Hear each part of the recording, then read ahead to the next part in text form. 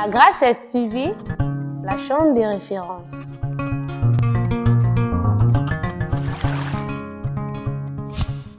La Grâce STV. Abonnez-vous massivement. Désormais, la nouvelle chaîne que nous vous demandons à suivre de partout où vous êtes. Oyo chaîne biso ya bana mboka to bande angole lo banda kokoba nde tozo benga bino ete bosa abonné ebele. Osengi na bana nyonso na bandeko nyonso ebele boya ebele. Nous vous demandons de vous abonner massivement et surtout activer la cloche pour ne pas zapper.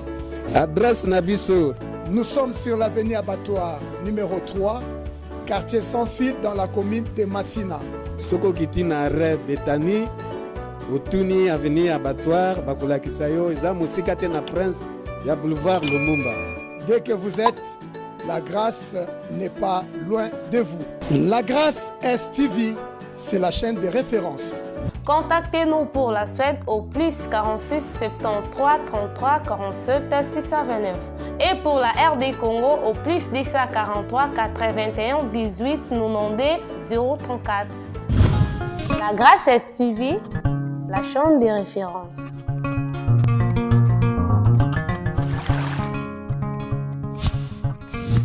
Shalom, shalom, bandeko nyonso, bisika nyonso bozali. Bino bomesana kolanda biso na émission na bino ya les jeunes sages. Lelo tozali susu kaka na chaîne na bino moko bozapete ya la Grâce STV. Merci na nzambe oyo me permettre biso lisusu kopesa biso souffle de vie ko sangisa biso suna moko na lelo. Lelo to yambi ya bino papa oyo bozalaki koluka pona mituna ye moko akoyeba ko se présenter boko yokaye aza papa ya malamu tolanda ba présentation à papa Nabiso. Merci.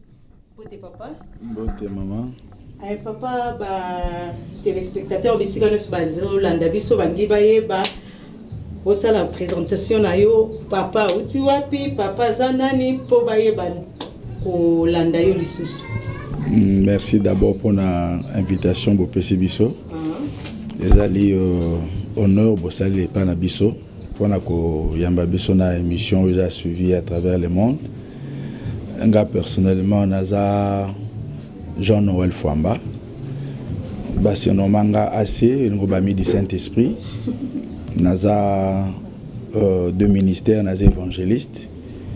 Mais de fonction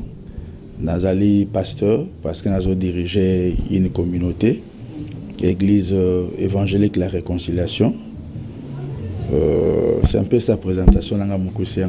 Merci papa et mon côté Azana papa na biso susu pembeni to koyoka e pa bandeni ko se présenter. OK, merci beaucoup. Nga évangéliste Eden Mwamba, fils spirituel ya Patrice Jean-Noël Fouamba. Ah, toza béni toza béni papa na biso ye mon côté ya yena voilà na papa mituna eza mboka yo ndenge papa na biso amengi koloba na biso ke asa fils spirituel. Nangaki na tuna mutuna oyo avant to kota na ba question na biso. Batu balobaka père spirituel. Est-ce que to koti ko benga bino ba père spirituel ou bien ba père de la foi? Bon en fait eza donc ba jeu des mots. Eza ba jeu des mots. Ato benga mutu père spirituel, ato benga mutu père de la foi. Eza ka eloko moko. Ça dépend quand il y a compréhension à bateau et puis les gens veulent que ça va polémique c'est ça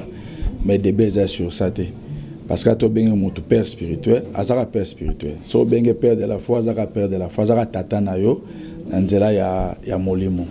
papa totuni bongo parce que ça na ba nebele oyo ba longwa mpe na nzela et ça polémique était parce que toza ba chrétien to ko ça n'a jamais émission ya polémique to lobi parce que ba to ebelo oyo kaka aza papa nanga molimo te ya papa nanga molimo te a papa nanga konzima yango to ngaki ko zwa mo éclaircissement oyo donc papa lobi eza nango ndenge yo zozwelango donc oko benga mutu père spirituel oko benga pe mutu papa ya konzima donc eza nango eza lokola ko benga mutu mama. Oui. Oh bah ça c'est ma mère, ça c'est ma maman. Oui. Donc ils ont encore un jeu de mots.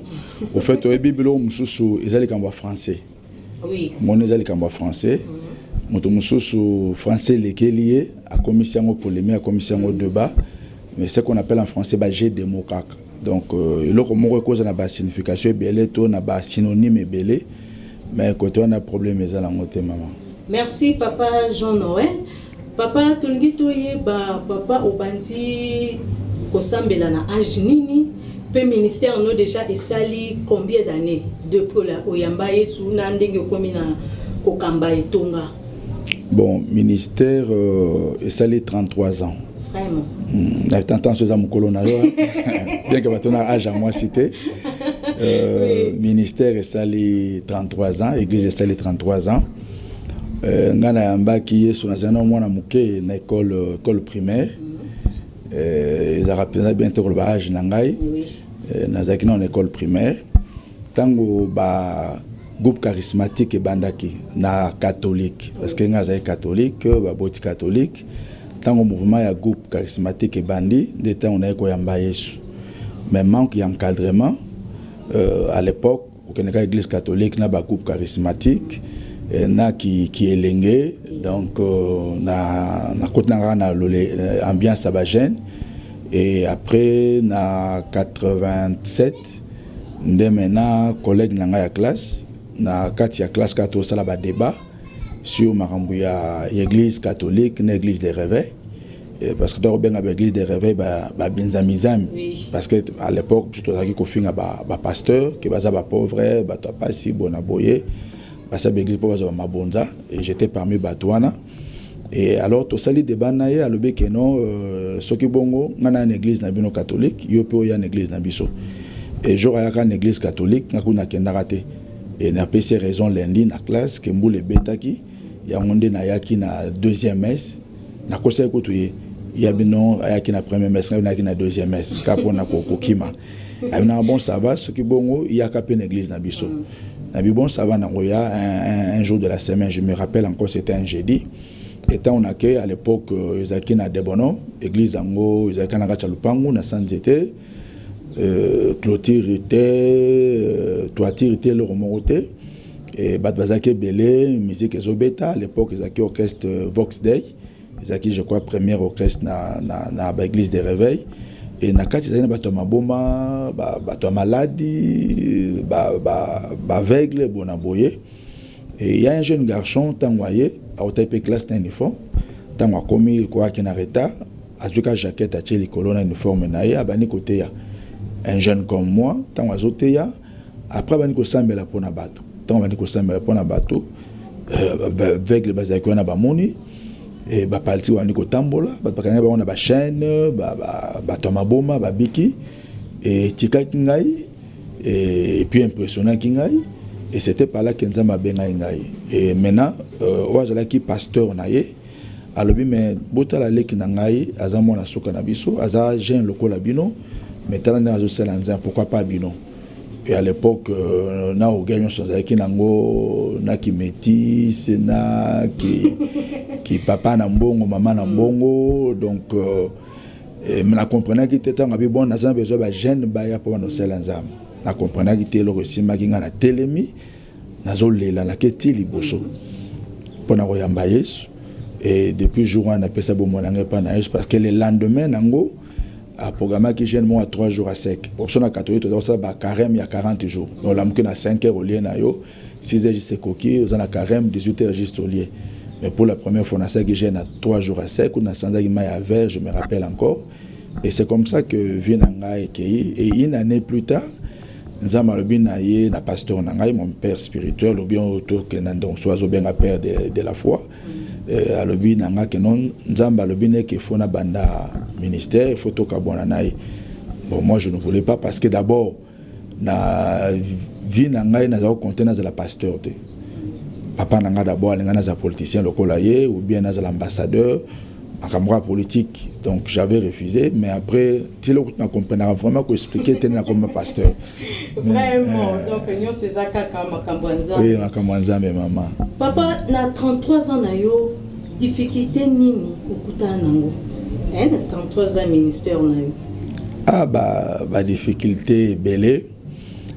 difficulté à liboso na kutana na yango eza que tango na bandi ministère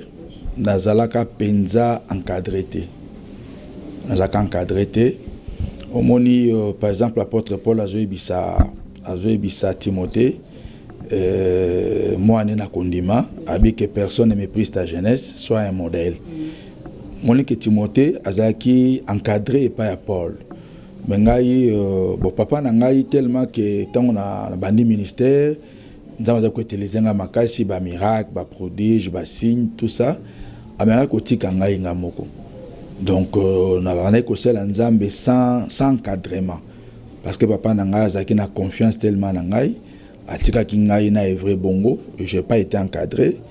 Et na kutana ki na ba difficulté ebele. Première difficulté na ba ke encadrement na zanga ki et tinenga na sala ba bêtise musu na vie. Oko tuti lelo na regretta kasi fo bandela mokili na ba non mokili zonga na rectifier ba erreur ango pour na sala ngo sauter. Donc difficulté penza makasi na mona kayangwana. Et puis à l'époque tous ako baka ke yeso ya lobby. Parce que vous savez bambongo biso to simba tango to bandi musala nzambe sika. Ba $100,000, ba $80,000, mais toujours attendre au tongate. On disait que yeso ya lobby. Donc blon se retika là. Donc tout c'est l'ensemble mais tout ça qui na maturité té toi qui na connaissance penza ya makamuna nzambe té tout ça musala nzambe ba miracle ainsi de suite mais connaissance penza ya lubana nzambe za la kité donc ba difficulté un peu yangwana bon on a bien ba difficulté parce que zali makambo yesolba ke so botiki so bolandinga bo pambola ma bo jabo mwaseko mais bo jape ba pera question donc tu wa kofinga ba kotonga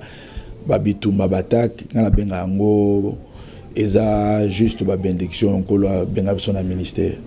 Merci papa. Papa tangi na o mekanan ko yebisa biso na tango o bandaki ministère na yo parce que son so talo zaki no trop jeune. Oui. Zaki no trop jeune. Mineur à l'époque. Mineur parce que les autres zomo na ba jeune fille ebele. Ceux qui pasteur aza jeune, pasteur wana aza célibataire, au mona batu nyonso ba ekotonda na kati église wana. Ba eko servir na zèle nyonso, mais ceux qui le loka pasteur a commis marié zèle ezaki na ba sœur ebele ekiti. Je ne sais pas eza okutana nango ou bien yo ba seri wana ntango ozaki no jeune mo eloko wana obanda ekobeta ngo kara. Non, Bible bi eloko ya sika na se na mo eza te. Donc oyo eza lelo le kakala to kutana nango nga kutu eza na ba sœur mususu babunda sans que na yeba bango. Encore pour l'air papa. Mbote ko to pesa na bango te. Mais babundi otuni babundi ni oba wela yo tango bengi bango yebinga to sola ote to sola ke na obalo ote mais babundi bango na bango kaka donc ba mususu ba prophétie ya Jésus ndoto sokenini donc sont des choses qui arrivent et puis zaka pona en fait c'est vrai ceux qui pasteur aza célibataire ils ont un pourcentage makasi mais bana basi ya lelo qui pas sous marié célibataire à ta pasteur aza marié baba cha mutu bakata a chane ka mutu donc occupé te mais to kuta ba difficulté wana tant aux aki bilenge tant bandi ministère et belé mais tu le loza nango kaka papa le loko wana lobby eza très capital le loko moko tongi to poser sous question le loko tozomona ba sala nzambe mingi baza ko mi pesa mingi na matériel. Ce qui a moni na kati église moi si moko apesa kabadon ba nini yende côté misu ya musena nzambe zotala même si yende on église au sali so inde ni so le karano liboso pesa kadon to pesa kelo te musena nzambe okepote prière kutu ya de fois zo sambela pona yo donc ba prière à dollar prière à franc congolais ba prière à ba miettes n'habité eloko nini zo sala basana nzambe parce que so total 33 ans na yo za ya leloté 33 ans na weza ya kala moni 33 ans na ministère eza lokolo l'équipe vraiment na sia makola ba paka oyo bazaki déjà na maturité wana mais lelo na ba nini posa ya mbongo komi na basala nzambe eloko ni ezo sala ke basala nzambe ba koma bongo po bato ebele ba komi ko kima na bango église kuna so okay opesa anote pasteur akipakote même so sui matanga pasteur olandela monzimité eloko ni sala bon. Bon, nako répondre kana moko c'est parce que tant to yemena kata bonzambe éducation auto zoaki na kata famille et debiso na liloba na nzambe na petenyonso mais mutu oyo aza bon mal éduqué c'est un peu trop dire mais rataki éducation ba boti ba pesier tango bongoli motema mais ayambi lo bananzamba ayambi sous médication eza ko bende nanu na sima tu vois eza basana nzia mususu bazali bien que a bengami mais aza na problème d'éducation tu vois et puis il y a aussi problème il y a passé tu vois sauter na Bible eza na basana nzambe mususu neti ba Moïse par exemple Moïse avant nanda kwa Pharaon après nzambe ayeko benga ye tu vois ayebaki déjà vu mon noble ayebenge bavandaka David bayebinde bavandaka na ba roi ainsi de suite au moniza mutu muso amonaka pasi mingi na vie so tango soit nzambe bengie soit moi me commission ma nzambe ajumena ba occasion de babaka poto eza vite occasion ya rejoindre mbongo ya kwa s'enrichir soit moni maman mon papa moi une église na mbongo aoza na manque ya dignité aoza na manque ya autorité akozala capable même ya koteka ministère na ye ya ko s'abaisser car rapona jambongo wana donc ba réseau za moi ebele mais je crois au tokolo bandambo yango wana mais to bi ke so nzamba bengi mutu atane bandela zo ko kataza ba difficulté nzambe aidaka biso ka même so tanto bandai to ba difficulté ebele muke nzamba zo songa biso pona nokutu asizo songa biso te beleza na mulai. Merci papa tongi to yeba batu ba poser ba question ebele babaki nani sœur Marie Misambo que son âme repose en paix azalaki mwana oyo ya liposo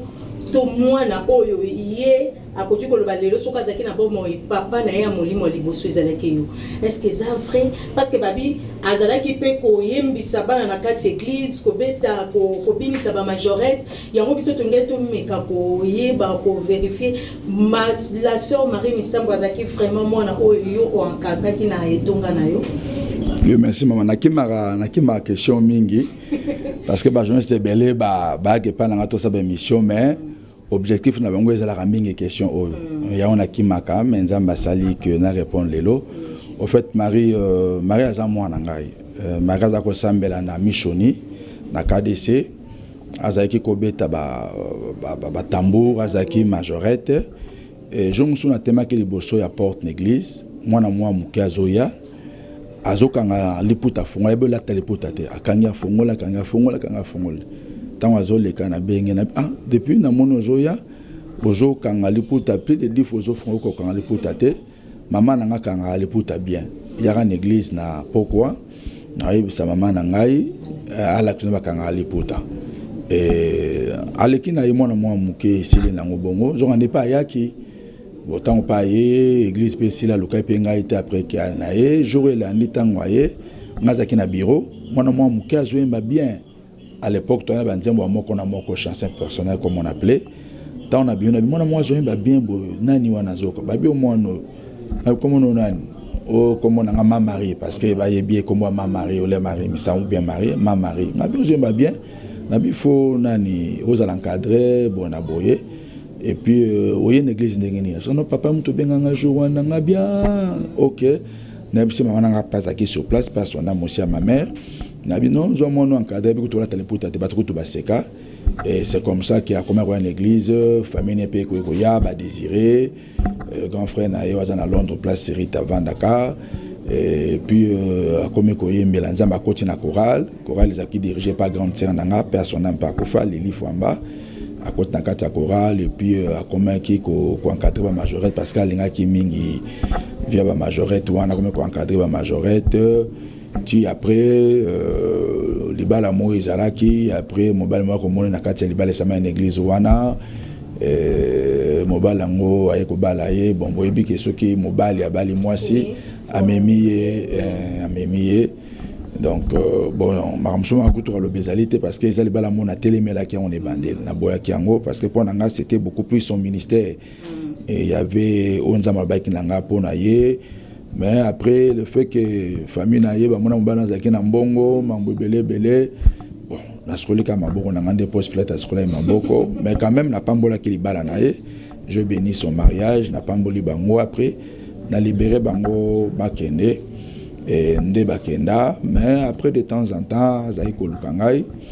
Je me rappelle tango à Bali quelques mois après koluka ngai parce que mobala voyageaki, parce que mobala saki 11 ans depuis kendaki azali na zemi. Après tomaka kolandela ba prière na makambo susu ti abotirite,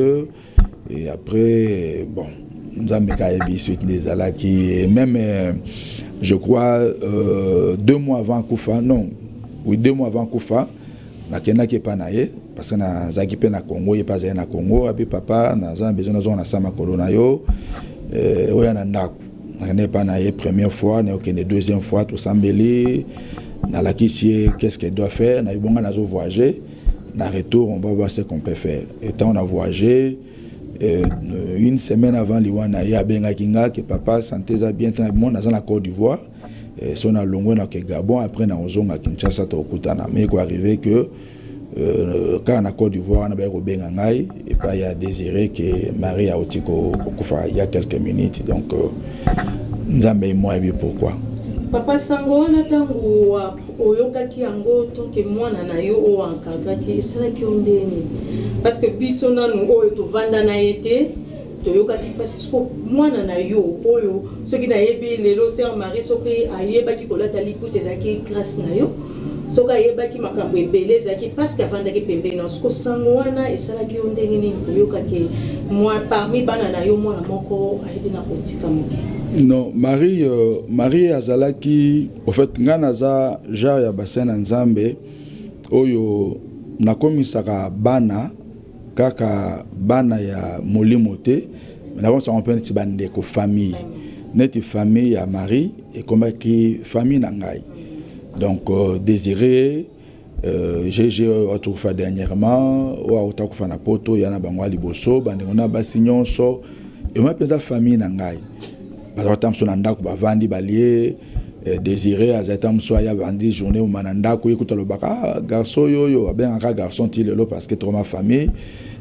nazazo moment transport et pas na ya sumanga mingi na vie donc to la famille donc pour l'angata na kasangwa liwa Marie ezaki pona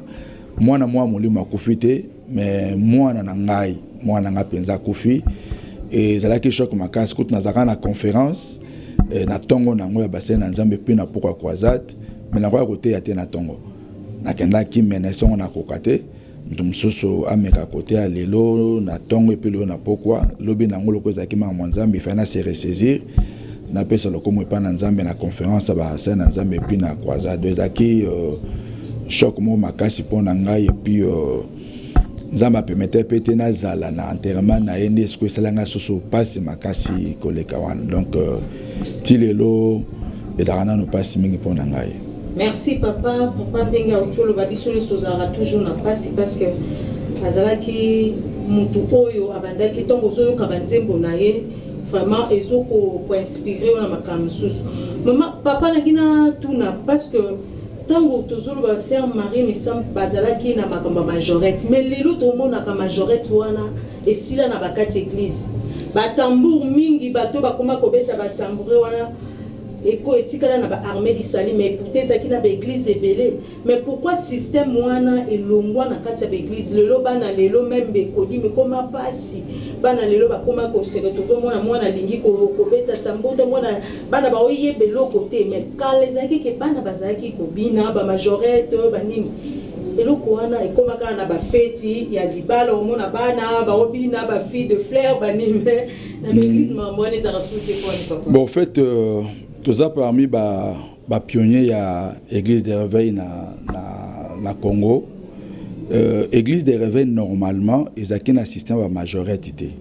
mingi ezaki église protestante autorobenga mishoni tu vois église des réveils ba majorité ba ki mingi penzate fait par contre nzambe malamu bazako mekango muke mais mingi ezali ba mishoni mais église des réveils tango bandi bon ezalaki te mais pas général soni parce que ça moko na ba pionnier ya réveil na mboko yoyo ba marché bazali parce que utaki na fait pas konzambe malamu tu vois et bloquani ici parce que église protestante otobenga mishoni bangonde ba meka ko lembisango parce que culture ba majorité na église des réveils en tout cas les équipes ont 2%, 3%. C'est mon bon tout ça là parce que ba mission basala ngo to landapé bango pour to même comme on église des réveils mais ça penza culture église des réveils d'autres européens ça moi maloba encouragement na bande qu'on a biso ya protestant mission parce que ba on est ba banda makambango ba on est même ko les misango moi muke bango pe ba koti na église des réveils kaka ba coupe d'adoration même catholique peut à kota catholique renouveau à part que renouveau tu ko na messe penza instrument izawana louange na adoration à part même à renouveau charismatique donc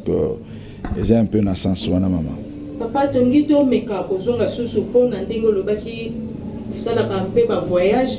lelo basela nzambe belé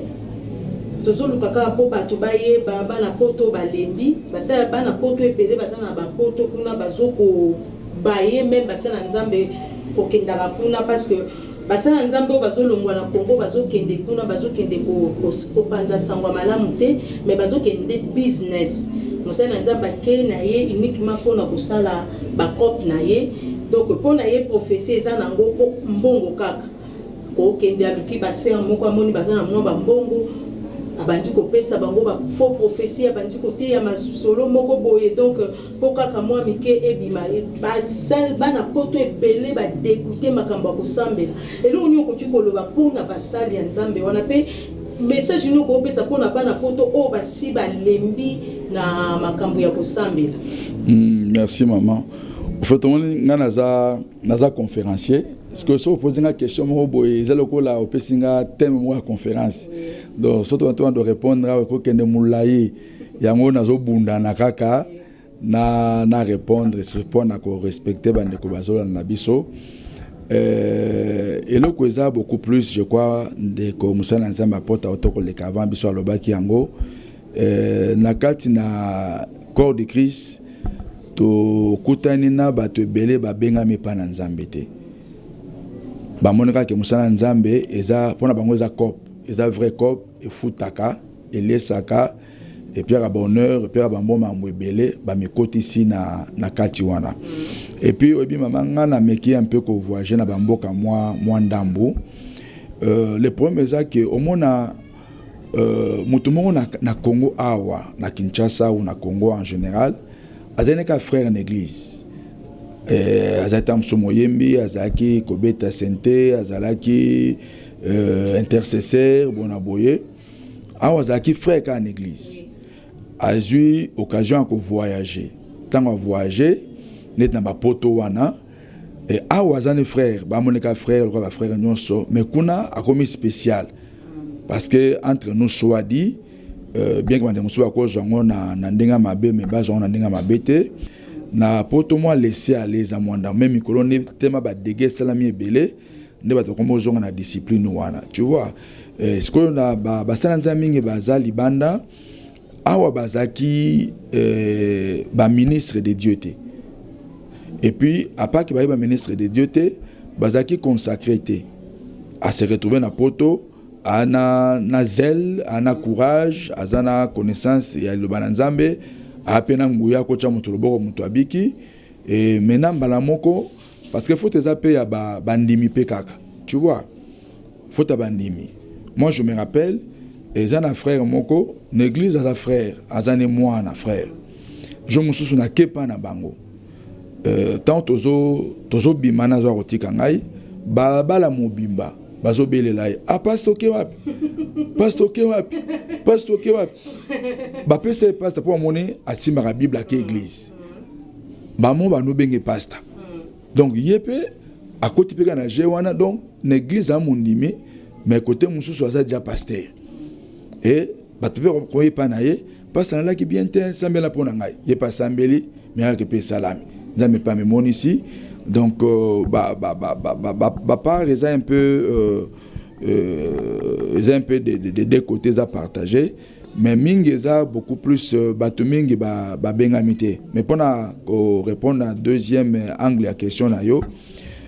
c'est vrai ba dégâts et décourageaka mais là où il y a les faux il y a aussi les vrais to la naranza mais to la narabatuté ce qui mutu penza la nzambe même ceux qui bato mabe bazali à côté la nzamba à la bato mabe te so moni place on eza mabe ozana droit ozana liberté de déplacer au place il y a bien et ezali donc base à décourager te base à la fortifier encourager et balonga place on moni keza mabe basambele pa na nzambe orienter bango place ya malamu ezali. Papa Tongito Tuna, est-ce que Moussa Nzambe bakoki ko juger parce que le comment Moussa Nzambe sali mabe ndenge le bakane juger point. Moussa Nzambe biso yo juger nga yo nani? Tanga ma comité babi ne juger point. Est-ce que bakoki ko juger Moussa Nzambe? Bon yango na loba ce qu'on doit comprendre, juger veut dire quoi? Il faut que bah tant bien besoin de juger point. C'est ça non? Bon wana au traduit encore na lingala, mais faut maintenant que yeba ko sambisate wana ko joana ezana ndenge nini tant besoin de juger point, tu vois. Ce que pour mes na église na biso pour le moment Bible zo bana Osée 4:6 mon peuple tue par manque de connaissances. Mon na église na biso le prière eza makasi, ba délivrance, ba prophétie, mais bato baza penza lokwa ba chrétien berete ko lokwa koyeba lo banaza moningai na bi de ministère na évangéliste ngalenga nazo sala ba campagne nazo teya na obonda pona bato ba veki bazo mona ya makionate ya lukutate ya rokanate mais ya nzambe ye moko, tu vois. Nazara beaucoup plus à l'aise bongo. Mais comme Nazali visionnaire leader, il y a une grande communauté, c'est un peu na bamboka moi et belé. Il y a un pasteur ou bien patriarche. Mais ce que yo na comment beaucoup plus qu'on linga ko enseigner bateau. Tu vois, dans nos églises, tout ça bateau moko baza trop superficiel à mwanzam. Balingi mingi ba prophétie, balingi mingi ba miracle, balingi mingi ba prière, bona boye. Mais na kati penza connaissance ezalité, tu vois. Il y a un problème moi bien à quatre églises. Mais pour répondre peut-être moi dans mon question, que juger Moussa Nzambe Bible ne juge pas. On la Bible mutolobi, Moussa Nzambe juge raïté. Mais maintenant c'est que est-ce que au bat basala on les a jugement tous les parce que c'est vrai que Moutounion cho a un défaut na ba faiblesse. Mais Moussa Nzambe to bengami pona kozala un modèle, un exemple. Donc et en ce que n'a ko répondre à la question vraiment si on a comprendre bien parce que au bazo benga ne juger pas les jugement ya nini. Papa nangina avant de chiter nangina tuna donc on peut s'en être exemple manonini et pour ezala kana batu oyo ba finga ba sa nzambe parce que ce totali nani Noé azaki milango ya yangote Noé azaki muta milango ba bi Noé amelai masanga mwana na ye lokwa mona ki bolumbu ya papa na ye ba me présaki papa na ye ba bi suite na ye zalaki ni to éviter bino butu basala nzambe kokolo ba so bato ba mesana ko tsola basala nzambe to ko mépriser basala nzambe suite na bango e ko maka ezaka nini pona Noé to mona ngona Bible mona ngona Bible suite ya mwana Noé zalaki ni papa yone mutokoti ko éclaircir biso côté wana. Oui bon netinga pe entre guillemets na finga pe basala nzambe tant nazara catholique boko finga parce que de mon éducation na finga penzate. Mais na meka koloba net ko chola to ko minimiser bassin nzambe ke ba sa nzambe pona baluka mbongo pona bazana passe ainsi de suite bon ko finga na zo te ko finga net ya koloba mabe ba insulte benjire ou bien ko diminuer na zo baté mais et le rognon sur la conséquence non et le rognon sur la conséquence non zavat muso basala ngo par ignorance et so muto sala bongo par ignorance nzambe akoluka mbano nango ezaki nzambe aluka à l'accès connaissance pour atika nzela wana mais bao basala ngo na nkoyebi ke eza mabe epeki sami azosala ngo conséquences ezalaka parce conséquences ezalaka ndenge moko te nzambe mutu apinisaka nzambe mutu apesaka etumbu nzambe mutu ayebi na kopesa etumbu ya boye mususu etumbu ya boye mais ce qui est vrai que mutu nyonso oyo alobaka mabe na bassin na nzambe afinga bassin na nzambe asala bassin na nzambe mabe azangaka conséquence te conséquence ezalaka toujours na vie na ye. papa nangai tokomi na suka avant topesa papa évangéliste maloba tolingi meka pour répondre biso na moi moke wana na machine déjà na biki espoir aza ko meka holoba biso tokomi na suka mais mituna peze belé parce que non koto nzamba pambolo kola ali na suponga na kimaka TV makasi na kimaka media une occasion bo esenga kato loba to bimisa si s'agit que to koyeba ndeni ya koyiba na machine moi ba minute ko sala bien papa tongi to loba boy moi mukie tangu tozomona lelo basala nzambe be une église omona a formé mwana nde tomoni mwana na yo zotambola naye mais mwana komi koteya malamu koleka mais komi na jalousie ya papa wana oyo a formé mwana et komi mwana na ebité même bible lobi totanga kombo ya nzambe pamba te mais totanga pe kombo ya mutu te to adorer batu te mais basa nzambe lelo bakomi kolinga lokumu omona mosena nzambe na kati église alingi mwana netanga sote ya toujours a référer kaka na papa kombo ya pasteur na ye pasteur nanga mutalobaki boye omoni ndenge bible lobi boye omoni papa na biso omoni bible lobi boye toujours alingi tango mwana azote ya azonga kaka na kombo na ye na kombo musali wana pe mwana tanga komi kote ya malamu pasteur akomi kotia bakal akomi koluka abenga na une église parce que azomona oh déjà ndina tiki boye danger bandimba komi ko tia mingi motema pona ye est-ce que eloko wana vraiment na basala nzambe conseil ko pesa basala nzambe wana za malamu basala kango bongo bana na bango molimo ou bien eza mabe non mais eza mabe makasi c'est vrai que jalousie eza mbuma ya nzoto c'est vrai que jalousie egetaka biso et tambolaka pembeni na biso esiyonaka nzinga na biso mais eloko ya koboya makasi parce que bi moto liboso akufa na mokilo ya kufa na poison te ya kufa soki na kikoko te na maladie te makufa à cause de jalousie donc Adam na Ève baboti Caïn Abel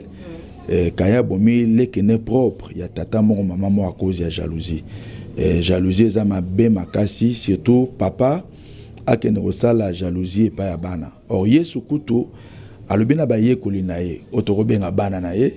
alobi onga na sala bino bokosala yango pe bokosala koleka yango.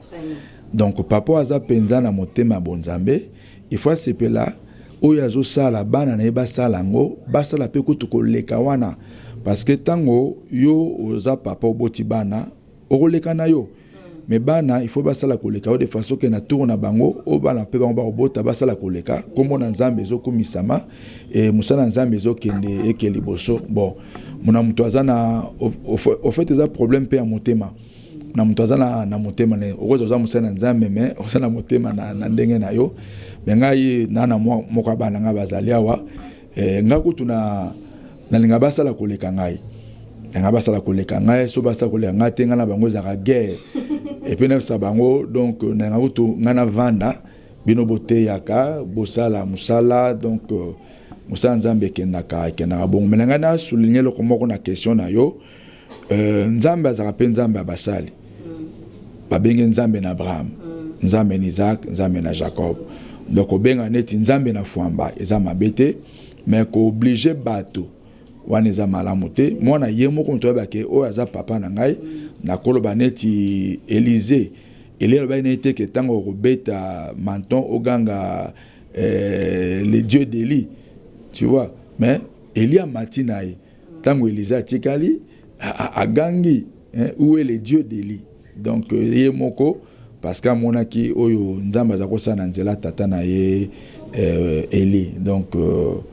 voilà un peu ce que n'a pas répondre à la question. Merci papa, tokomi na suka wan tozo évangéliste moi liloba muke parce que tozala posa na osusu na prochaine émission po wana tolinga papa za la tete za la biso moko te ba ndenge ya kolozaka na 1 minute ya moi liloba po na clôturer. Vraiment kola pambola biso to sepele émission makasi mo ngane no ba ni bandeli. Place maître za moyenga na loba ezati yango na boyena nga loba. Da nga felane na yoka. Tant na yogi no zizu maele tant na oya ne na loba makasi.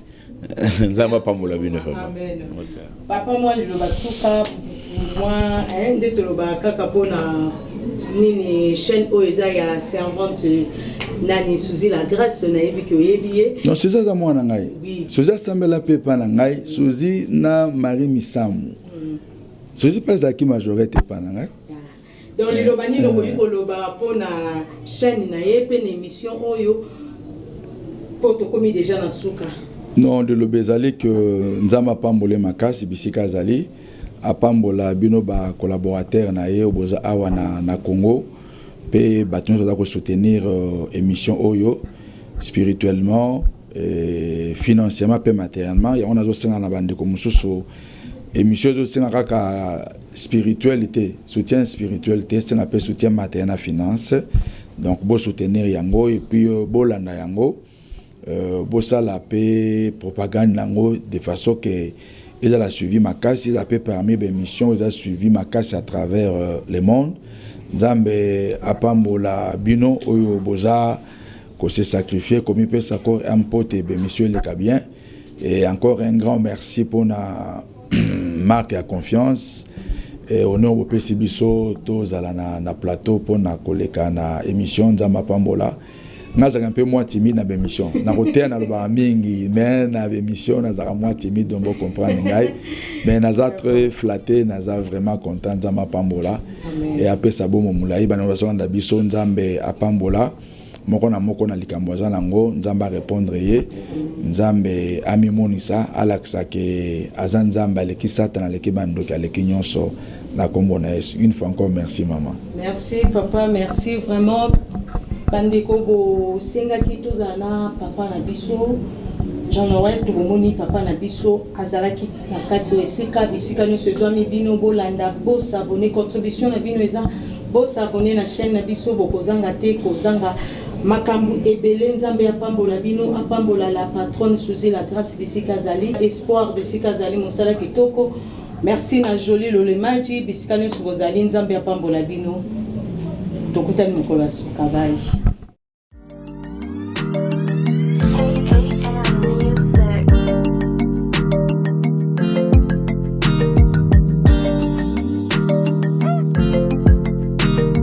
Purchase your tracks today.